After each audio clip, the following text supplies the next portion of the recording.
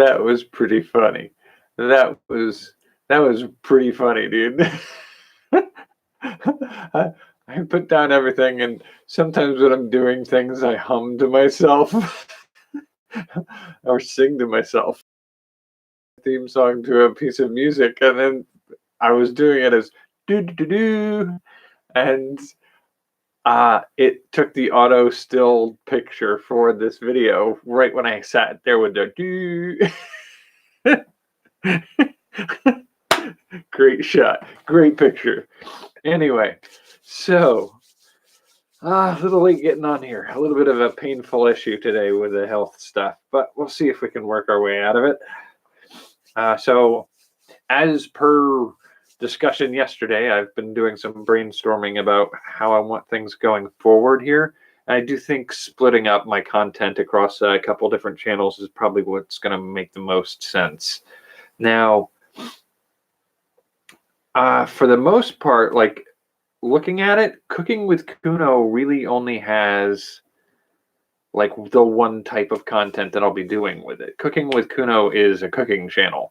That's still a little ways out because I have to, build some of the things I need to do for it. But I think I'm just going to shuffle food over to that one. At least the stuff that's not concerning health and well-being, like keto or protein-based diets or things like that. Now, some of that stuff, like the health and well-being, the exercise, and the dietary differences, I think I can do that one predominantly in Opportunity Forge, which was the companion channel for this channel. Basically, every time I've started a channel, I've also started with the idea of another channel that takes the same idea in a different direction.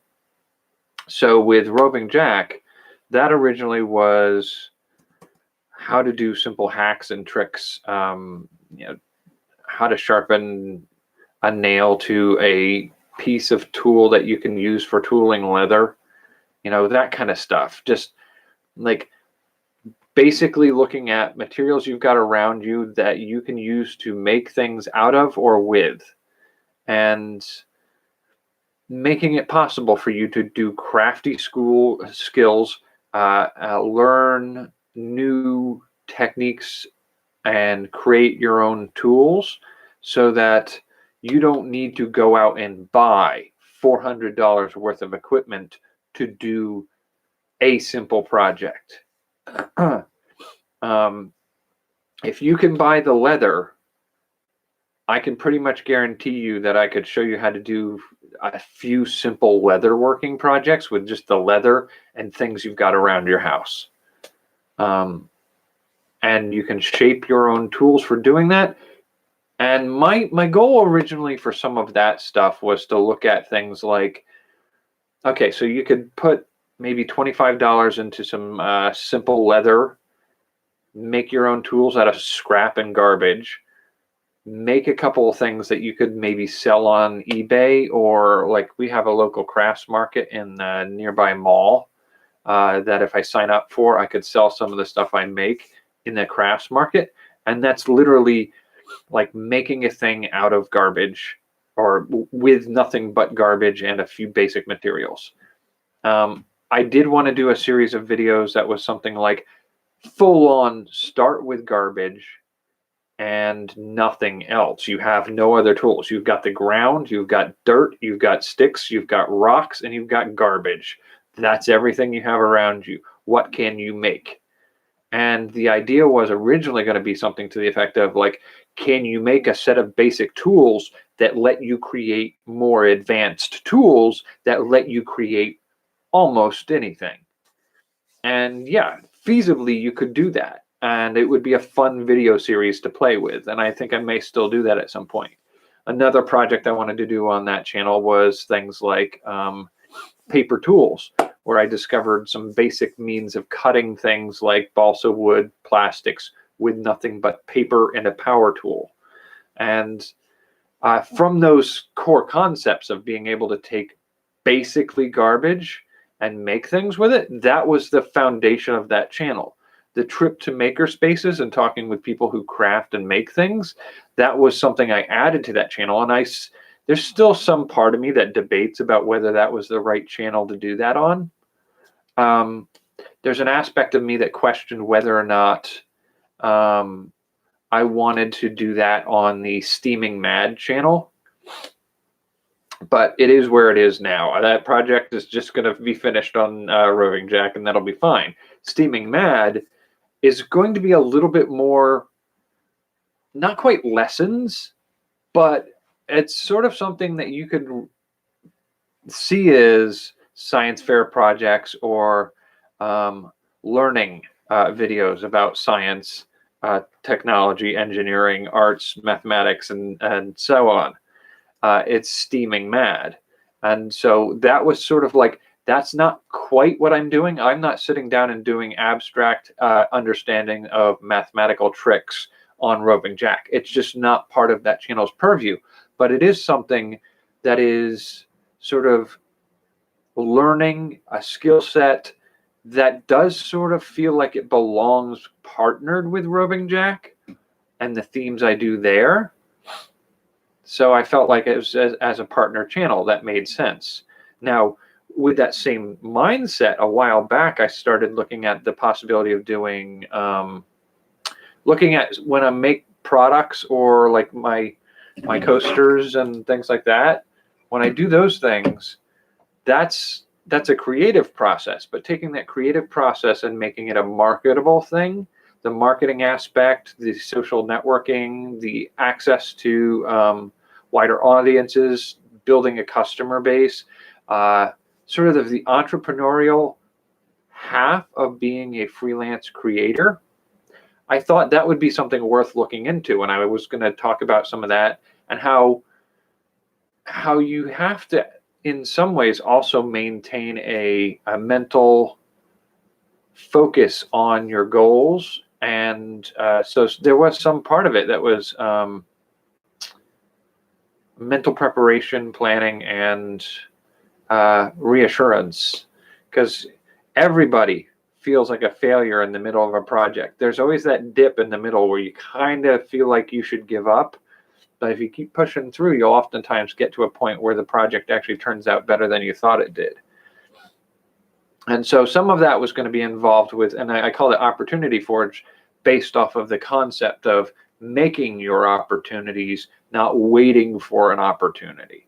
And so that's originally where I was starting that channel, as sort of an offshoot of what we do on this channel, which is, this channel is all about finding things that you're interested in or passionate about or feel like could have been done differently, and then creatively applying yourself to making those things exist. But that's only the first half of that equation. If you're going to be an artist, a writer, a creator of any kind, you can create a thing, but that doesn't matter if you can't get that thing to its audience. And it's not so much about selling necessarily, though there is a portion of that. Getting connected to the audience. Like, you could have the most brilliant idea in the world. If nobody can find you, it doesn't matter. Getting in front of the eyes that need to see it, the ones who are going to support and be interested in what you're doing, you have to do something to get it there. And that was originally where we were going with our Opportunity Forge. Now, there's room in that environment to do things like art, music, health and well-being, and products and service reviews, as well as doing my own creations in those environments. This channel could potentially benefit from seeing some of my own creative creations in the art and maybe the music, but I don't think that's where I want the focus of this to be. As we've seen over the last year in particular, working on this channel, my tendency is to favor storytelling things. So even in my board game designs, they're storytelling board games. In my movies, I'm telling a story. Books, telling a story. Video games, story-focused. They're not usually storyless video games. I almost said Metal Hurlant. No, that's the horrible series of videos I watched this past week. No, the Liquid Metal Rage video game design I was doing this year. That is a game that has little to no story. And the puzzle game that I came up with around the same time has little to no story. But of all the things we did game design this year, I think that's literally 2 of 4 out of, yeah, like, I think in the board game design, we had the modular board game. And I would almost wager to say with the Elements board game, those are both game designs which are minimal on story. Like the Elements one has a little bit of a sense of like there are sides and some sides are in conflict. So there is a little sense of something there, but it's not like a story. It's a premise, but I don't think it's a story. But other than those 4 things, I would almost pretty much say everything I can think of that we did for gaming, both video and tabletop gaming this year, that should be 10 to 12 game designs at least, minimum. No, actually, a couple times we had more than one in a month. So 10, let's say we had 11 for the base, and then we had 12, and then we had 13, 14, something like 15 game designs that we did this past year. And of those 15, you have 4 that were not story-based. So, I mean, right there, it's a heavy indicator that story base is important to me in almost all my projects for what I've done on this channel. So books, movies, tabletop and video games, all predominantly focusing on story design. Artwork, not so much. Music, I do like a good story song. Health and well-being, products and services, they don't require a story-based focus.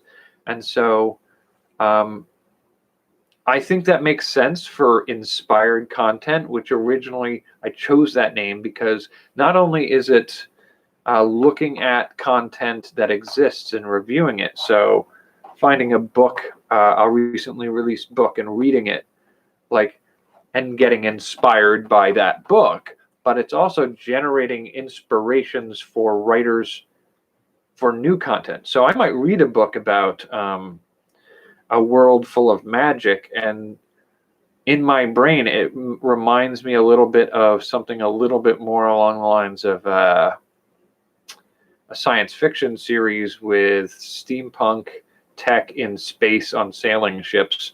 Like that's a whole different venue from like a Lord of the Rings setup, but it may trigger a free association in my brain. That story inspired an entirely different concept for me. And that idea that I get, I can use to inspire new ideas in other people to create content and share with each other. And so that was the inspiration half of it.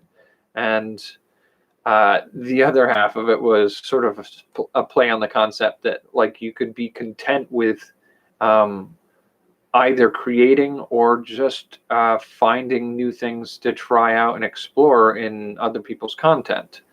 So it's both being content and content was sort of a play with that. And so this channel was always really meant to be finding creative prompts and I'm essentially taste testing the creative works of others and being inspired by them. And that's something that happens predominantly in story-based. I'm not saying you can't make music inspired by somebody else's stuff or art inspired by somebody else's stuff. That is something you can do. I feel like story is one of the things that happens easiest with that format. So I think going forward, my intent for here is and probably will be for at least this year, or at least the first 6 months of this year, I do feel like this past year, it was right around June, we hit the halfway period of the year, and I really got more sense of what worked and what didn't work this year, and where my focus and interests were hitting. And I do feel like that looking forward, at least for 6 months period of time, books, movies, tabletop, and video games will predominantly be what I do on this channel. I may look into starting to do content over on Opportunity Forge for art, music, health, and well-being, which is probably where I'm going to put my my exercise routine stuff and my like eating challenges. And I think that might Opportunity Forge, because of the marketing aspects and those types of things, I may also do product and service reviews and creation content over on that side, because I really don't feel like product and service category content contributes much to this channel. And so I feel like that splintering that I'm doing here, for lack of a better term, works best. To have art and music be separate content categories, first of all, has been something that's been bugging me for a while. I put them together because I don't do a lot of music, and I periodically do artworks, but not often enough that I could say do it as a monthly content thing. So I was doing it every other month. And I think for this sense, I can look at them. I won't produce videos over on Opportunity Forge with the frequency that I maybe will still do on this channel. But having the art and the music stuff worked over there, I think makes more sense. The health and well-being over there, and the products, services, and marketing content over there, I think makes more sense than here. Now, that does potentially change a few things on this channel. Product reviews are a somewhat lucrative venture on this channel. It's of the videos that have been most watched on this channel, it's been reviews of products. But I don't think that's where I want to go with this channel in the future. So it's a little unfortunate to think about taking that out of this channel, but that's not where I want to go with this. So I really think like the opportunity still exists to do book reviews, movie reviews, tabletop game reviews, and video game reviews, and even potentially playthroughs of tabletop games and video games, as well as live reactions to movies, and maybe book discussions with other writers or whatnot. And then creative prompt discussions. So create a list of prompts for writers, or create a list of prompts for storytellers in whatever format you tell your stories. And then reviews, live, and prompts are all three categories that I could do here, as well as the vlogging about my process and things I'm working on, as well as any questions anybody wants to ask about the process, what we do, where we can release things, where we can find things, questions, feedback, that kind of stuff. And I think that is sort of where I think I want to take this channel.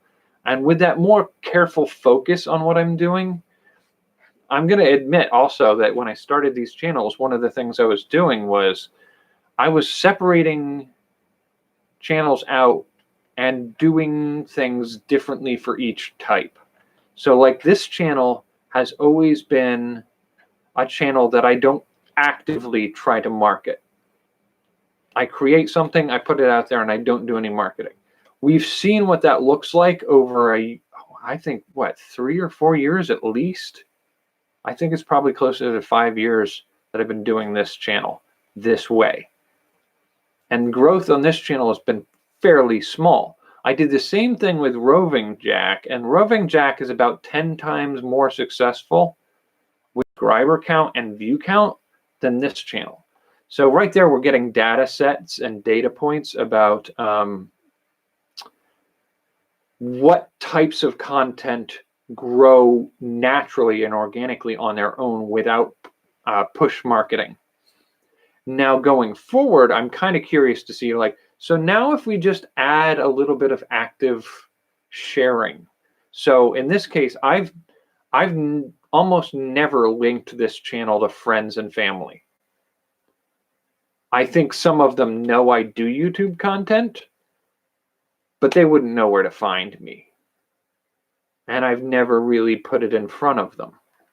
Now going forward, just out of curiosity to see where I can get things going by sharing that information over a period of time on here. So like sharing links on my Facebook page, sharing links with friends in groups that I belong to, and making an active effort to make this something that appears and people know where to find the stuff I've created. Seeing what that does.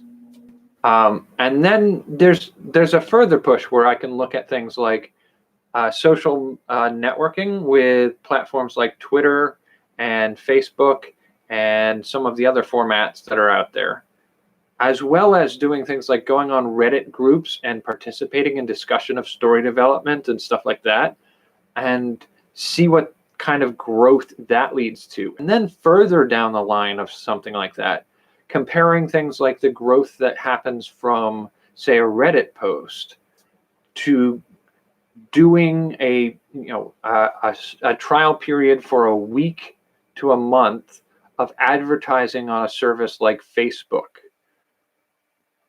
Getting that information out in front of eyes that I can't contact any other way. Like putting an ad on Facebook is going to get, say, my coaster puzzles or one of the board game designs I do. That's likely to get in front of people who don't know I currently exist and I don't know they exist. And it'll form a link there that I can't otherwise form. I can't just drive around the country and find those people and knock on their doors or cold call them over the phone and say like, hey, I'm a creator of content you might be interested in. But an ad, a paid ad on Facebook or one of the other services out there may very well drop my content right in front of eyes who are interested in it. And I'd be very curious to see like social networking through Twitter and Tumblr and things like that. What does that look like? Family connections, what does that look like?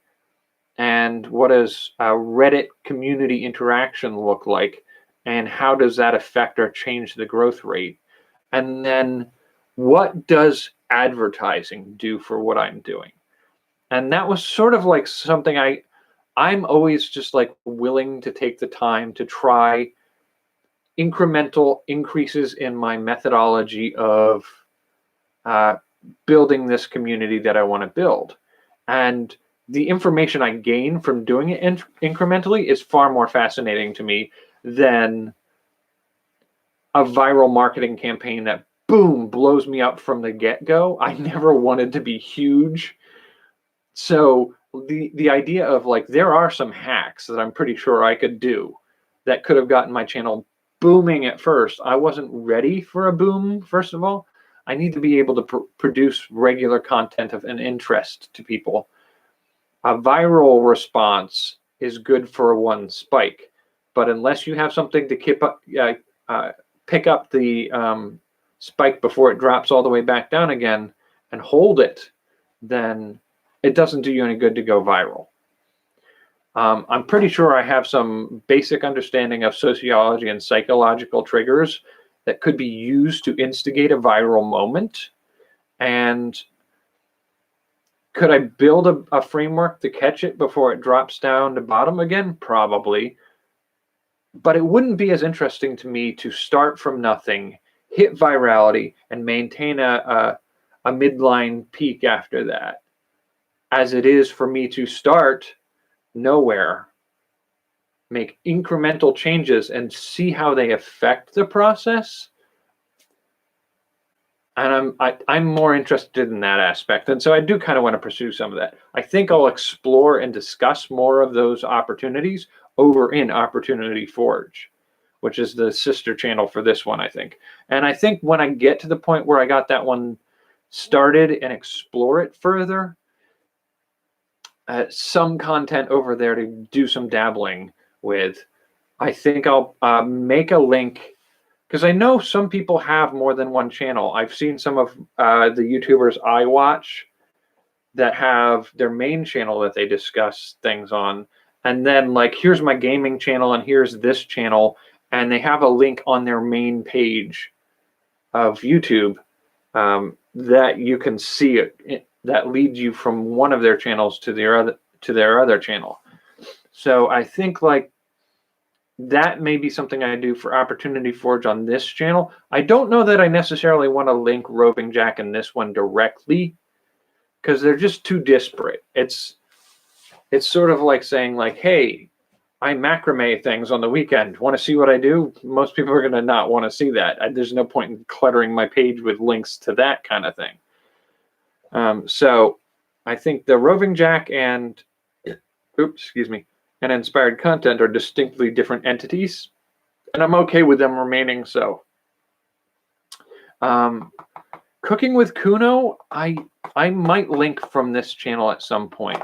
I kind of want to see if it can take its own legs, though. Again, it's a cooking show. Like, that's a different audience necessarily from what I'm doing here. So I don't know that there's a lot of drive to connect them, but we'll see. I do want to see if I can get Cooking with Kuno up and running by the end of the year, but that may be a tall order. I have to build the robot that I have thus far only designed on paper and use it. I need to build essentially a small set for filming on, and get better with the filming pre-recorded videos with lighting and camera 1, camera 2 options, as well as like lower thirds and add-ons to the video. And you know, some of that's going to be stuff I play with on this channel, where looking at like the reviews that I want to do for books, movies, and games. The format I think that works the most for me on that score is likely to be like the format of the news channel, or the YouTube news channel that I watch, and I was going to do the homage video for, and I still thinking I'm going to try to do that in the next couple of weeks. It's just, I have this anxiety about doing it. It's like, will they be offended that I did it? I don't know. I kind of want to give it a try anyway. But that is a format that's distinctly duplicating their format to a degree, whereas I want to borrow a few of those concepts a little bit and do some work that's inspired by it, which fits this channel just fine. And part of that format is to do the, you know, I might do 2 review videos per month, where it's going to be review a book and review a movie as one video. So on one, basically split it into thirds. You review a book, and then maybe do a taste test or something, like a product review or something like that, or favorite content of a YouTuber, maybe. Find another YouTuber, a small YouTuber, and say, like, this is stuff I think is really kind of cool. Or if a member of our audience is creating content, and I can say, like, go check out their work over here. Or somebody writes a book inspired by one of the ideas. That can be a thing in the middle of it. So I review a commercially available book, then have that kind of today's community offerings, and then after that do like a movie review. And using that same format, I could do something later in the month that would be a tabletop game, a review of something in the community, or a sharing something from the community, and then another review of a video game. Now that's essentially 2 videos a month. We also have the option of doing the creative prompts videos for things inspired by some of those things that we reviewed. And that can be 2 more videos during the month of a different format. And then some live creation vlogging, maybe once a week. So that right there is going to give you 4 review, well, 2 reviews, 2 creative prompts, and 4 creative work projects. And then maybe somewhere in that mix, I can do live play of a board game or a video game with somebody, and I will potentially still do my Views Day Night live reactions. So that's another 4 videos. So it's likely to be 4 to 5, maybe even 6 videos a week sometimes. So it's not really like a huge quantity decrease, but I do think it's going to be a workload decrease for me a little bit. And then opportunity for just as I can do it. I think it's probably going to be 1 to 2 projects a week over on that channel for a while. Cooking with Kuno, I think that's probably going to be 3 or 4 videos a month.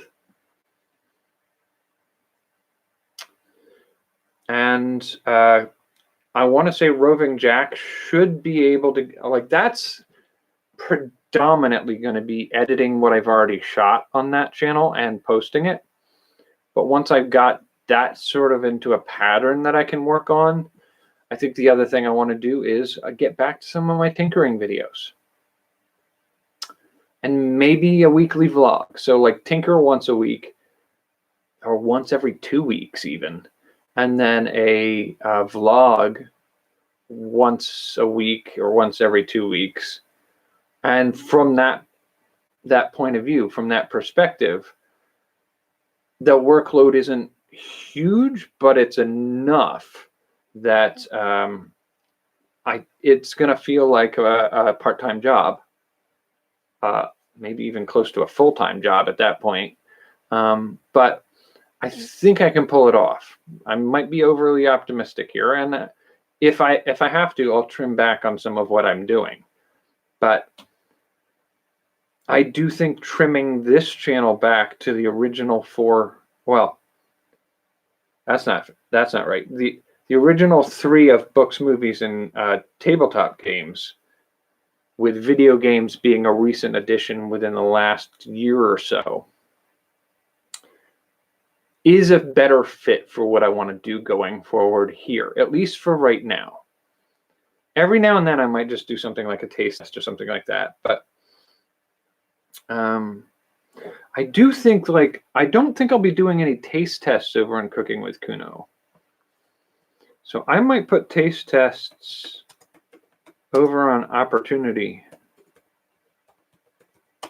Forge, or maybe use them over here occasionally as filler in the middle of a review video format.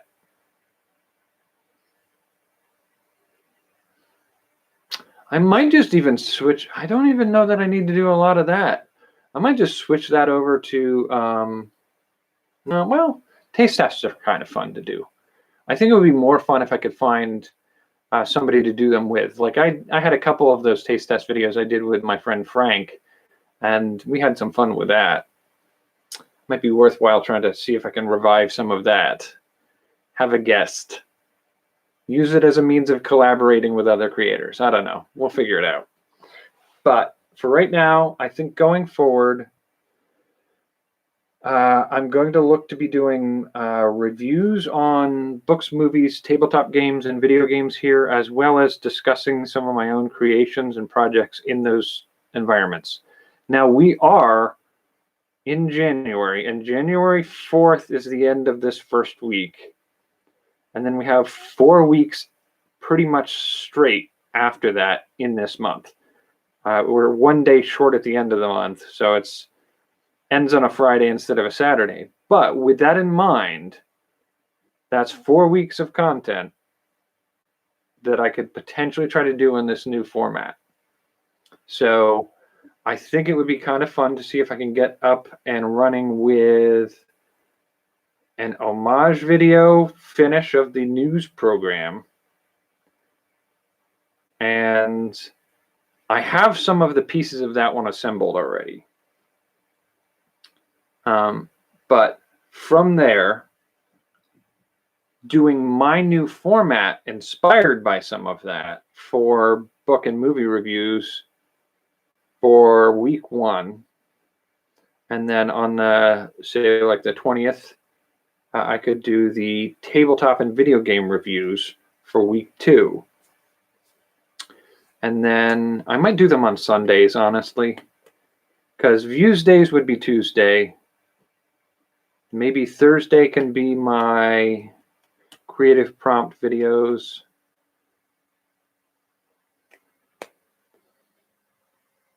And if I feel up to it, live reaction or play videos later in the week. I don't know that I'll do a lot of the live play stuff. I will probably do my vlogs. For right now, I don't mind doing the vlogs.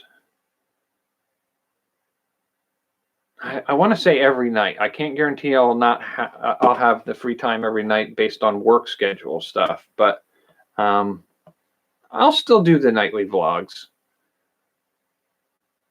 And I should be able to let you know if I don't think I'll be able to make a night before it happens. There shouldn't be any more of this, like this last week when the heater went in the house and I had no heat in here. It's just like I don't have the means of spending the time to make a video happen in a rush to try to make it all work out ahead of time. I think decreasing a bit of the pressure on that end and just doing these when there's something to share about what I'm doing, I think that's a little more reasonable. So that's sort of the plan for going forward here. I will keep praised about what I'm working on here, but I also want to do some of these vlogs to be a little less about my to-do list and my obligations and a little bit more about the creative process and things I'm enjoying thinking about and playing with. And just connecting with people. I like, it can't just be me info dumping everything I'm doing. If I want to build a community, it also has to be about what the community is doing. So I'm going to call it here because I think my legs are falling asleep from this chair, which I need to exchange for a better chair.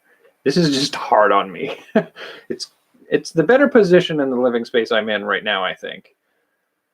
Although, you know, well, I might be able to, I do want to see if I can get a green screen up behind me, and then I can really play with it.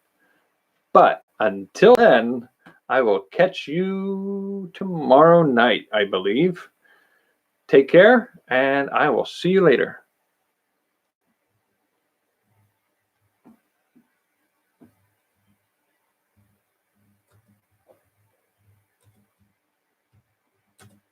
Good night. There we go. It's nice to have a new direction to go on. Reorganizing the focus. Happy New Year.